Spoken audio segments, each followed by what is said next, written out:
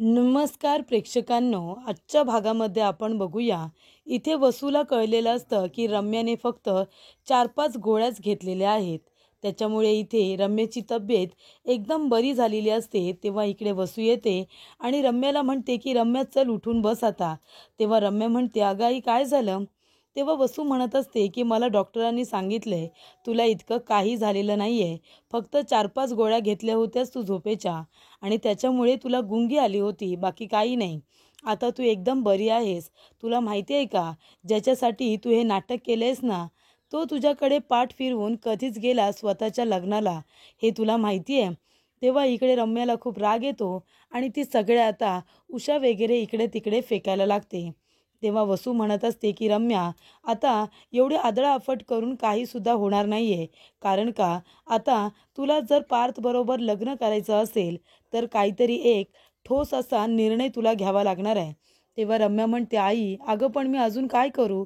तेव्हा वसू म्हणत असते की आता तुला फक्त मी सांगेन ना तेच करायचं आहे. त्याच्यापेक्षा जास्त तुला काहीही करायचं नाही आहे. तेव्हा इकडे आता वसू म्हणत असते की माझं ऐकायचं आणि ती तिथून निघून जाते. तेव्हा रम्या म्हणते की इथे आईसुद्धा काही करणार नाही आहे आणि मलासुद्धा काही करू देणार नाही आहे. आई फक्त बोलते, आई करत तर काहीच नाही. पण आता नाही, आता मी कुणाचं काही ऐकणार नाही आहे. नंदिनी आणि पार्थचं लग्न होणार नाही याची काळजी मीच घेणार. त्याच्यानंतरला इकडे धनंजय काका विक्रम काकांना म्हणत असतात की आम्ही आता थोड्या वेळात पोहोचणारच आहोत, तुम्ही निघालेत ना. तेव्हा इकडे आम्ही सुद्धा आता थोड्या वेळामध्ये तुमच्या मागोमाग पोहोचतोय असं ते म्हणत असतात. तेव्हा धनंजय काका म्हणत असतात आपण हे लग्न शहरात करत नाही आहोत, आपण हे लग्न गावामध्ये करतोय. गावामध्ये कसं सगळ्या चालीरीती, दुराचारपणा हा सगळा सांभाळला जातो, बरोबर की नाही? आणि त्यामुळे सगळ्या रीतीभाती पाळेपर्यंत सगळ्यांचा मानपान हा गावामध्ये खूपच जास्त उत्तम पद्धतीने केला जातो. त्यामुळे आपल्या मुलांना तिथल्या चालीरीतीसुद्धा कळतील आणि मोठ्यांचा आशीर्वादसुद्धा मिळेल. तेव्हा फोनवरती बोलून झाल्यानंतर धनंजय काका म्हणतात की चला आता थोड्या वेळातच पोचणार आहेत सगळे. आणि इथे नंदिनीला म्हणतात की नंदिनी तुमचे हे सुद्धा आता येत आहेत हो. तेव्हा सगळेजण आता हसायला लागतात. काव्या म्हणत असते बाबा, चालीरीती दुराचार म्हणजे तुम्हाला काय म्हणायचं आहे? गावामध्ये लग्न होतं आहे म्हणून आता पार्थ नंदिनी ताईला भेटू शकणार नाही आहेत का लग्न होईपर्यंत? तेव्हा नंदिनी म्हणते काय, गावाकडे असलं म्हणून काय झालं, लग्नापर्यंत एकमेकांना भेटायचं नाही हे थोडं जास्तच होतं या. तेव्हा इकडे सगळेजण आता हसायलाच लागतात.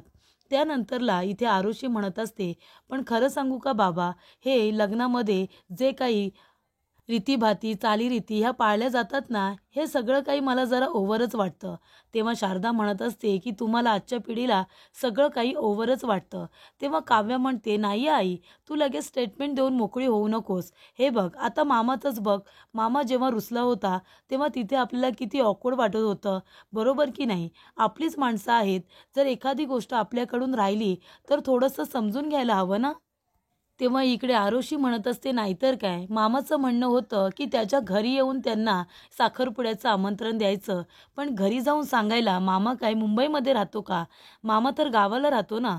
मग आता लग्नाचा मानपान तर त्याचा व्यवस्थित केला जाणारच आहे, हाय की नाही? तेव्हा इकडे आता धनंजय काका म्हणत असतात नाही नाही, पण तुमच्या मामाला जो काही राग आला होता तो बरोबरच आहे ना. तो तुमचा एकुलता एक मामा आहे आणि आता घरातलं पहिलं कार्य म्हणजे मामाचा मानपान त्याला द्यायला नको का? बरोबर की नाही? आणि त्याच्यामध्ये नंदिनी त्याची लाडकी भाची म्हणजे एवढा तर तो रागवणारच ना.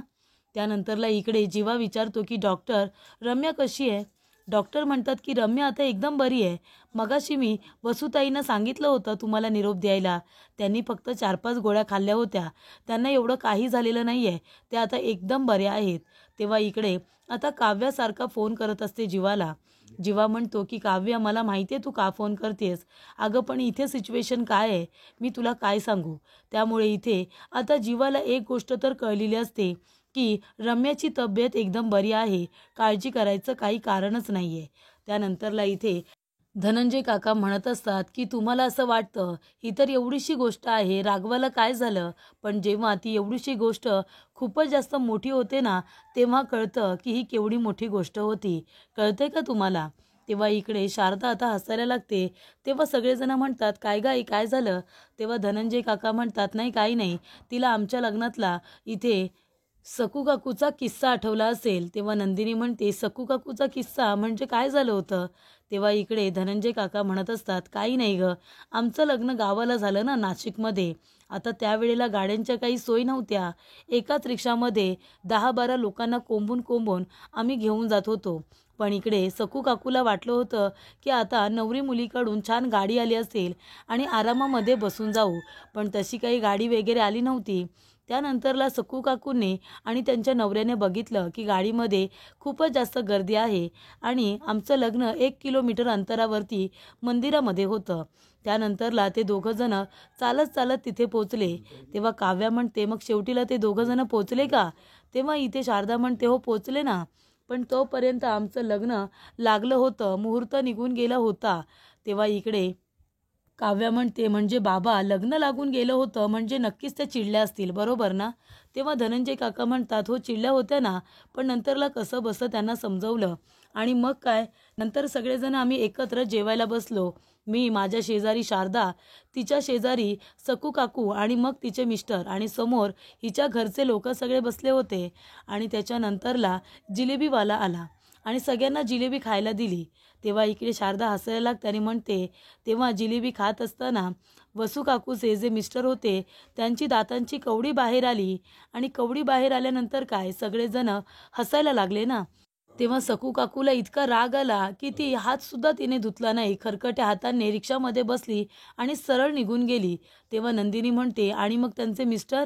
तेव्हा इकडे शारदा म्हणते, हो ते पण गेले ना, सगळ्या जिलेबा संपवल्या आणि नंतरच ते निघून गेले. तेव्हा धनंजय काका म्हणतात, पण त्याच्यानंतरला माझ्या मनात इतकी भीती बसली होती की मी कुठल्याही लग्नामध्ये जिलेबी काही खाल्ली नाही. त्यानंतरला एका लग्नामध्ये मला सकू आत्या भेटली होती, म्हणजे खूप वर्ष ती माझ्याशी काही बोलली नाही, ती रागवली होती. नंतर सकू मावशी भेटली, तिला मी समजवलं, तिचा राग घालवला आणि आता ती माझ्याशी व्यवस्थित बोलते. तेव्हा काव्य म्हणते, बापरे, म्हणजे एका छोट्याशा गोष्टीवरून इतकं महाभारत घडलं. नाही नाही, आपण सगळ्या रीतीभाती पाळूया, नको बाबा हे नको, ते झंझट नको.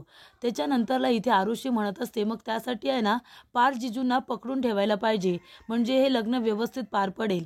नंदिनीताई, यावेळेला जर पार जिजू कुठे गेले ना तर बघा माझ्यासारखं वाईट कुणी नसेल, नाहीतर ह्या वेळेला तूच कुठेतरी निघून जा. तेव्हा काव्या म्हणते, हो का, आणि मग लग्न कोण करणार? तेव्हा इथे आरुषी म्हणते की लग्नाला तू बस ना. तेव्हा काव्या म्हणते, ताई ही बघ काय बोलते. तेव्हा इथे नंदिनी म्हणत असते, जाऊ दे ग, तिच्या बोलण्याला इतकं सिरियसली घेऊ नकोस. आणि तसंही या वेळेला आता काही अडचण येणार नाहीये, माझं आणि पारचं लग्न व्यवस्थित पार पडणार. त्याच्यानंतर जीवा येतो आणि विचारतो की वसू आत्या, रम्या कुठे आहे? तेव्हा रम्या वॉशरूममध्ये गेलेली असते. तेव्हा इकडे जीवा म्हणत असतो की रम्या वॉशरूमला गेली आहे म्हणजे ती एकदम बरी आहे, बरोबर ना? तेव्हा वसू आत्या म्हणत असते, हो तशी ती बरीच आहे. तेव्हा जीवा म्हणतो, नाही मला डॉक्टर भेटले होते, डॉक्टरांनी मला सांगितले ती एकदम बरी आहे म्हणून आता, आणि त्यांनी तुला सांगितलं होतं ना सगळ्यांना सांगायला, तू सांगितलं नाहीस मला की रम्याला आता एकदम बरं वाटते म्हणून, असं तू काही सांगितलं नाहीस. तेव्हा इकडे आता वसू आत्या म्हणत असते की अरे मी इतके घाबरले होते ना, पॅनिक झाले होते की मी तुला सांगायलाच विसरले. तेव्हा इकडे जीवा म्हणतो, नाही ठीक आहे, रम्याला आता बरं वाटतंय, मला सुद्धा दादाच्या लग्नाला जायला उशीर होतोय, मी निघतोय आता, तू आता काळजी घे रम्याची, ठीक आहे ना? असं म्हणून तो आपली बॅग वगैरे घेऊन लगेचच जायला निघालेला असतो, कारण त्याला बरोबर कळलेलं असतं की रम्या आता बरी आहे आणि या लोकांचं नक्कीच काहीतरी नाटक चालू आहे आणि या सगळ्यामध्ये मला माझ्या दादाचं लग्न मिस करायचं नाही आहे. त्यानंतरला धनंजय काकांचं विक्रम काकांजवळ बोलणं झालं असतं. ते म्हणतात की चला आता आपण पोचतोय आणि ते लोकंसुद्धा आपल्या मागोमागच आहेत, ते सुद्धा पोचणार आहेत. तेव्हा धनंजय काका म्हणतात, विक्रम लवकर ये, तुला माहिती आहे ना गावची माणसं कशी असतात, त्यांना सगळं काही अगदी वेळेवरती करायचं असतं. त्यानंतरला ते लोक पोचतायत हे कळल्यानंतर नंदिनीला सुद्धा छानच वाटतं. तेव्हा शारदा म्हणत असते की गावाला गेल्यानंतर अजिबात तिथे दंगामस्ती करायची नाही. तेव्हा आरुषी म्हणत असते की बापरे, आम्हाला तर तिथे कल्ला करायचा आहे, हो की नाही काव्या? तेव्हा शारदा म्हणते, नाही तिथे गेल्यानंतर शांत राहायचं, जास्त कल्ला करायचा नाही. धनंजय काका म्हणतात की आणि मोठ्यांचा मान ठेवायचा, त्यांनी जास्त पावसाळे बघितलेले असतात, वयेचा आणि त्यांच्या चालीरीतींचा, त्यांच्या रीतिरिवाजांचा मान ठेवायचा, काय काव्या? तेव्हा काव्या म्हणते, हो बाबा, मी सगळ्यांचं सगळं ऐकेन, कुणाला काही बोलणार नाही, प्रश्न तर मुळीच विचारणार नाही आणि तुम्ही अजिबात काळजी करू नका, तुम्हाला त्रास होईल असं मी काही करणार नाही आहे. ठीक आहे बाबा. तेव्हा धनंजय काका म्हणतात, ठीक आहे, मला तुझ्याकडून हीच अपेक्षा होती. तेव्हा शारदा म्हणत असते की गावाला कसं सगळे माणसं जुन्या विचारांची असतात, त्यांना रीतिरिवाज हे सगळ्यात जास्त महत्त्वाचे असतात आणि आपण किती वर्षांनी गावाला जातोय ना, म्हणजे कितीतरी वर्ष जाणं झालेलंच नाही आहे. आणि नंदिनी म्हणते की आता जातोय तर किती छान प्रसंग आहे, लग्न आहे म्हणूनच आपण जातोय. तेव्हा इकडे आता सगळेजण आनंदात असतात, गावाला जाता येणार आहे म्हणून सगळेजण खुश असतात. काव्या म्हणत असते, हो ना, नंदिनी ताईला तर फारच आनंद झालाय, कारण आता लग्न तर होणारच आहे, बरोबर की नाही, आणि ते सुद्धा गावाला. त्यानंतरला सगळेजण इथे आता वाट बघत असतात. दौलत काका बरोबर अख्खे गावकरी तिथे जमा झालेले असतात इथे सगळ्यांचं स्वागत करायला. त्याचबरोबर इथे आता नंदिनीची फॅमिली आलेली असते. नंदिनीची फॅमिली आल्यानंतर शारदा आपल्या आईला, भावाला, वहिनीला सगळ्यांना भेटते. त्यानंतरला विक्रम काका हे सुद्धा आलेले असतात. पारची फॅमिलीसुद्धा लगेचच मागोमाग आलेली असते. सगळेजण आल्यानंतर त्यांच्या स्वागतासाठी ढोल ताशेसुद्धा मागवलेले असतात आणि ऑक्शन करण्यासाठी ताटसुद्धा तिथे असतं. तर इथे पार्थ गाडीतून उतरतो. सगळ्यांना तिथे बघून त्यालासुद्धा आनंदच होतो. त्यानंतरला इकडे पारची फॅमिली आल्यानंतर त्यांचंसुद्धा स्वागत अगदी त्याच पद्धतीने होतं. तेव्हा इकडे आता मानिनीसुद्धा सगळ्यांना भेटून खूपच जास्त खुश होते. सगळ्यांना भेटून तिलासुद्धा आनंदच होतो. त्यानंतरला इकडे आता नंदिनी आणि पार्थ सगळ्यांचा आशीर्वाद घेत असतात आणि दोघेजण एकमेकांना भेटून खूपच जास्त खुश होतात. इथे नंदिनीच्या डोक्यामध्ये फूल राहिलेलं असतं, ते सुद्धा पार्थ तिला दाखवतो आणि काढायला सांगतो. त्याचबरोबर काव्या इकडे तिकडे जीवाला शोधत असते. ती म्हणते, हा जीवा कुठे राहिला, अजून कसा दिसत नाही आहे. तेवढ्यातच मागे वळून बघते, तेव्हा जीवा स्वतःच्या गाडीने तिथे आता आलेला असतो. जीवाला बघितल्यानंतर काव्याच्या जीवासुद्धा जीव येतो. ती म्हणते, हा जीवा पण ना सगळ्यांच्या मागून हा असतो. त्यानंतरला इकडे आता सगळेजण जमा झालेले असतात. जीवा येतो आणि अगदी काव्याच्याच बाजूला उभा राहतो. त्यानंतरला नंदिनी आणि मानिनी दोघीजणी अगदी सासवा-सुना कमी आणि मैत्रिणी जास्त अशा सगळ्यांना आता दिसत असतात. त्यानंतरला इकडे काव्या हिला तर जीवाला बघून आनंद होतोच, पण पार्थसुद्धा खुश होतो की जीवा वेळेत तिथे त्यांच्या बरोबरच पोहोचलेला असतो. त्यानंतरला इकडे धनंजय काकांनी सांगितलेलं असतं, तुम्ही सगळेजण मंदिरामध्ये जा आणि मी आणि विक्रम आम्ही दोघेजण लग्नाची तयारी बघण्यासाठी आम्ही जरा कॅटरेस वगैरे सगळं काही बघायला जाऊ. त्यानंतर इकडे दौलत मामा म्हणत असतात की तुमची राहण्याची सोय वाड्यावरती केलेली आहे, अजिबात टेन्शन घ्यायचं नाही. तेव्हा मानिनी म्हणते, अहो कशाला, आम्ही केलं असतं की ॲडजस्ट. तेव्हा इथे मामांची बायको म्हणते, नाही नाही, ॲडजस्ट कशाला, अहो जर तुमच्या नवरा मुलाकडच्यांची जर आम्ही हाल केले तर आमच्या गावामध्ये कुणी मुलगी देईल का, नाही देणार ना. तेव्हा तुमची तयारी अगदी उत्तमरित्या केलेली आहे, अजिबात काळजी करायचं काम नाही. त्यानंतरला इकडे काव्या म्हणत असते की इतर खूपच जास्त छान गोष्ट आहे, म्हणजे बघा ना, गावाला लग्न करण्याचे खूपच जास्त फायदे आहेत. एकतर गावाला लग्न केल्यानंतर मुला-मुलीच्या घरच्यांना डेस्टिनेशन वेडिंग केलेला सुद्धा फील मिळतो आणि त्याचबरोबर मामाच्या गावाला लग्न आहे म्हटल्यानंतर मामाकडून खूप जास्त लाडसुद्धा होतात, बरोबर की नाही. तेव्हा इथे सगळेजण आता हसायला लागतात. त्याचबरोबर इथे आता माईंचं आगमन झालेलं असतं. तेव्हा इकडे माईंचं आगमन होत असताना देवी आईचा उदो उदो, देवी आईचा उदो उदो अशा घोषणासुद्धा होत असतात. तेव्हा एक दादा येतात आणि दौलत मामांना म्हणत असतात की माईंचं आगमन झालेलं आहे. तेव्हा इकडे दौलत मामा म्हणतात, माई आल्या, हा तर खूपच जास्त शुभ संकेत आहे. त्यानंतरला इकडे आता आजी म्हणत असतात की बघितलं का, माईंचं आगमन झालेलं आहे. माई म्हणजे ह्या गावाच्या कर्त्या धर्त्या, त्यांनी खूप उन्हाळ पावसाळे बघितलेले आहेत, म्हणजे काय वाईट होणार आहे आणि काय वाईट होऊन गेलंय हे सगळं काही माईंना माहिती असतं. म्हणजे या गावामध्ये कुठलंही लग्न त्यांच्या आशीर्वादाशिवाय पुढे होत असेल असं आम्हाला तरी आठवत नाही. त्यामुळे आता नंदिनी आणि पार्थ या दोघांचं लग्न आहे ना, माईंचा सुद्धा आशीर्वाद तुम्हाला दोघांना नक्की मिळणार आहे. तेव्हा इकडे मामी म्हणत असतात, आणि माई म्हणजे काय, त्यांना भविष्यातलं सगळं काही दिसतं, तुमचा जोडा कसा आहे, पुढे नक्की काय होणार आहे, हे सगळं तुम्हाला आता त्या सांगतील. त्यांना सगळं काही दिसत असतं.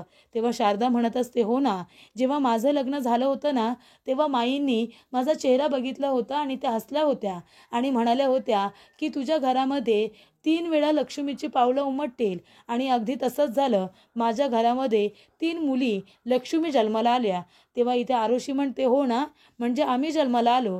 तेव्हा इकडे शारदाने आपल्या वेळेचा किस्सा सांगितलेला असतो. शारदा म्हणते की माईंना पुढे काय होणार आहे ते बरोबर माहिती असतं.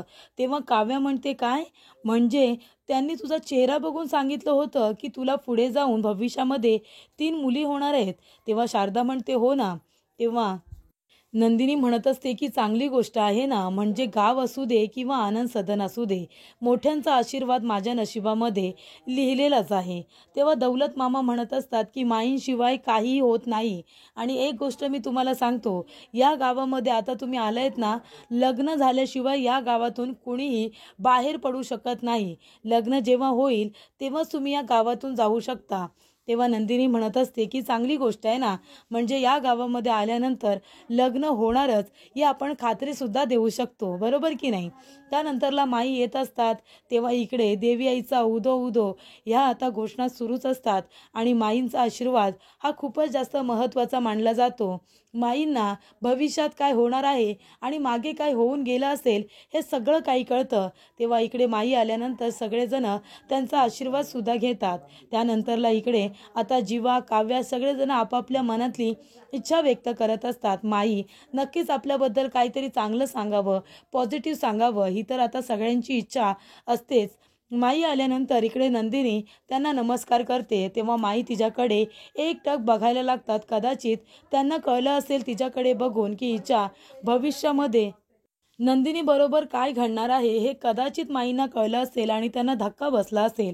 इथे दौलत मामा माईंचा आशीर्वाद घेतात. तेव्हा नंदिनीकडे बघत असताना शारदा नंदिनीला खुणावते आणि म्हणते की माईंचा आशीर्वाद घे.